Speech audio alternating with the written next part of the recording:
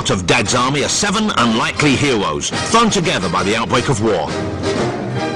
The self-appointed leader of this parboiled platoon is the local bank manager, Captain George Mannering, given to delusions of grandeur and pomposity. They'll know by the tone of my voice that I'm in charge.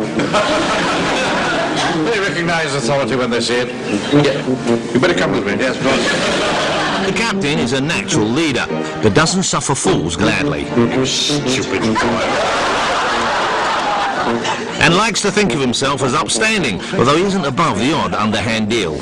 Now look, once and for all, Walker, I want nothing to do with your black market activities. Right. I'll cancel that order of yours for whiskey. Arthur Lowe was so perfectly cast in this role that it's impossible to imagine anyone else playing the part.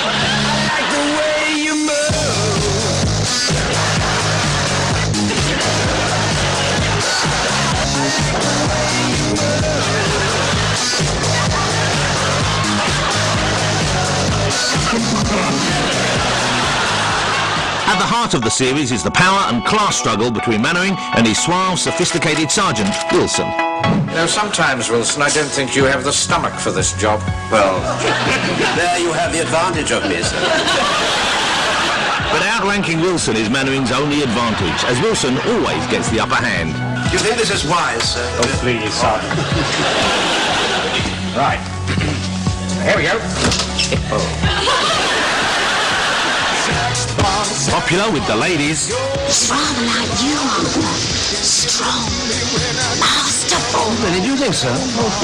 Uncle Arthur.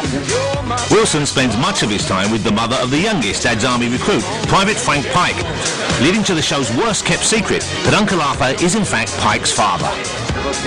Now, you've got to hand it to Uncle Arthur. Yeah. It's just like Mum says. He can do anything if he gets the urge. The Barmy Town butcher, Lance Corporal Jack Jones, is a decorated war veteran. They do not like it Upham. They don't like it Upham. Despite his age, Jones has a gung-ho, can-do attitude. I'd like to volunteer to shin up that ladder. Let me shin up that ladder, sir. An attitude at odds with his catchphrase, No panic, no panic. which was soon echoed in playgrounds across the country. Whilst this line He's doomed, doomed. summarises the outlook on life of pessimistic undertaker Private James Fraser. A thorn in the side of Captain Mannering. Why is your not wearing your medals, Captain Mannering? Did he leave them at home? No talking in the ranks, Fraser. The outspoken Scotsman likes to tell it like it is. It's plain for all to see. The man's decrepit. No offence. In complete contrast to the gentle geriatric Private Charles Godfrey. What is it, Godfrey? Do you think I might be excused? Certainly not. Godfrey often lets his troop down in tests and exercises. Pick him up, pick him up. I'm afraid they won't go any higher. A man after my own heart, but just how useful he'd be in the event of a German invasion is doubtful. Jones has got a bout of malaria. Have we got anything we can give him? I don't know.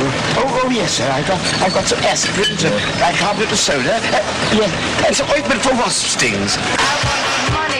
The Cockney spiff, Private Joe Walker, was the dull boy of his day. You'd sell your own grandmother, wouldn't you?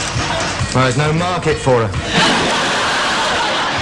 He uses the war to his own advantage, hawking lotions, potions and black market bottles of whiskey. You know, that whiskey you get every week don't fall off a lorry on its own accord. It has to be pushed.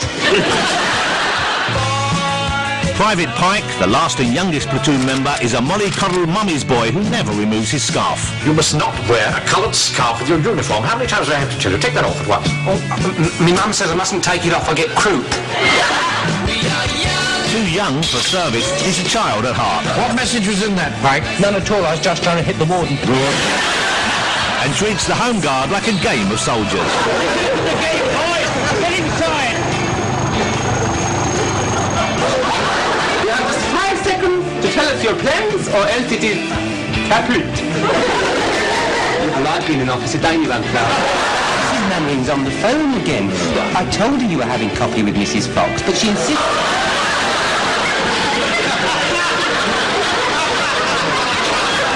Stupid boy.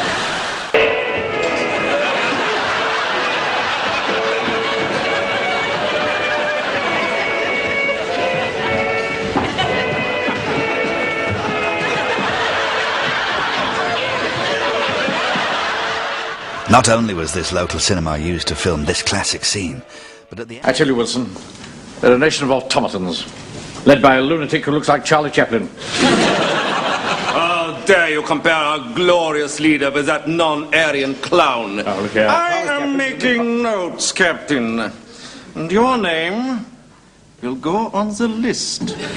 And when we win the war, you will be brought to account. You write what you like, you're not going to win this war. Oh, yes, we are. Oh, no, you're not. Oh, yes, we are. Whistle while you work. Hitler is at work.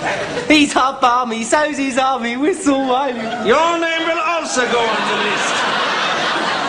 What is it? Don't tell him, Pike. Pike. And definitely not least his grumpy greengrocer Warden Hodges, Captain Mannering's arch-rival.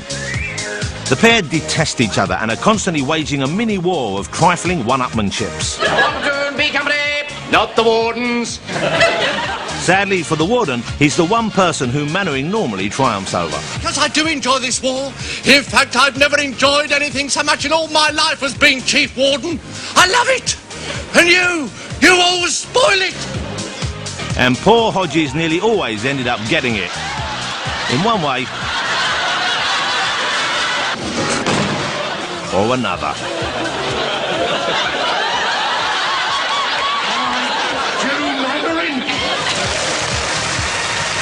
In this scene, Corporal Jones has a live grenade planted in his trousers and is praying nobody pulls the string. What's this great lump of string hanging down his back?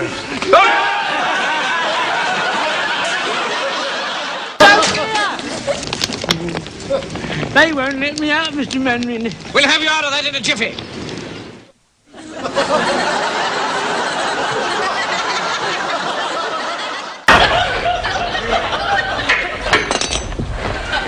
Well, look at those poor nonsense. Their car's broken down. Rubbish.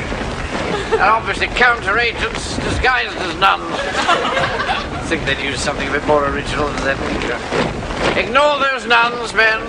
They come Mannering. They've got women's faces. I don't care what sort of faces they've got. Keep going. I say, our car's broken down. Could you gentlemen give us some assistance, please? Take no notice. Oh, please, help us.